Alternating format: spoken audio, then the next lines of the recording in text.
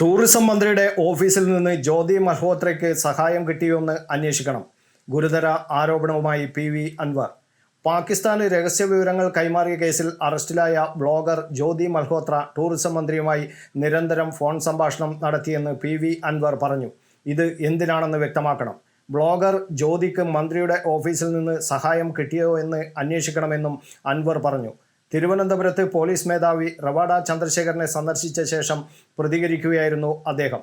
എം.ആർ. അജിത് കുമാറിനെതിരായ പരാതിയിലെ അന്വേഷണ റിപ്പോർട്ട് ഇതുവരെ തനിക്ക് നൽകിയിട്ടില്ലെന്നും ഇക്കാര്യം DGPയെ നേരിട്ട് അറിയിക്കാനാണ് വന്നതെന്നും പി.വി. അൻവർ പറഞ്ഞു.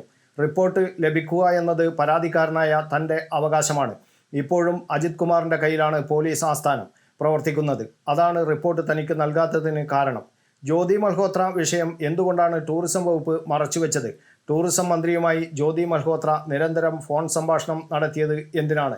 ചാരക്കേസിൽ ജ്യോതി അറസ്റ്റിലായപ്പോൾ വിവരം ടൂറിസം വകുപ്പ് പുറത്തു പറഞ്ഞില്ല.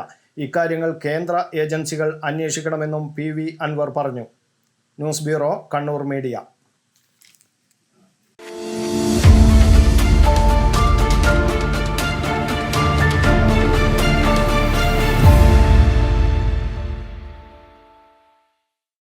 ഗ്രീൻസ് ഹൈപ്പർ മാർക്കറ്റ് വ്യത്യസ്തങ്ങളായ ഏറെ പുതുമകളോടെ ഗുണമേന്മയിലും വിലക്കുറവിലും എന്നും മുന്നിട്ട് നിന്നിരുന്ന കണ്ണൂരിന്റെ പ്രിയങ്കരമായ ഗ്രീൻസ് ഹൈപ്പർ മാർക്കറ്റ് ഇപ്പോൾ പുതിയ രൂപത്തിൽ ഏറെ മേന്മകളോടെ. ഇനി ആസ്വദിക്കൂ വേറിട്ട ഷോപ്പിംഗ് എക്സ്പീരിയൻസ്.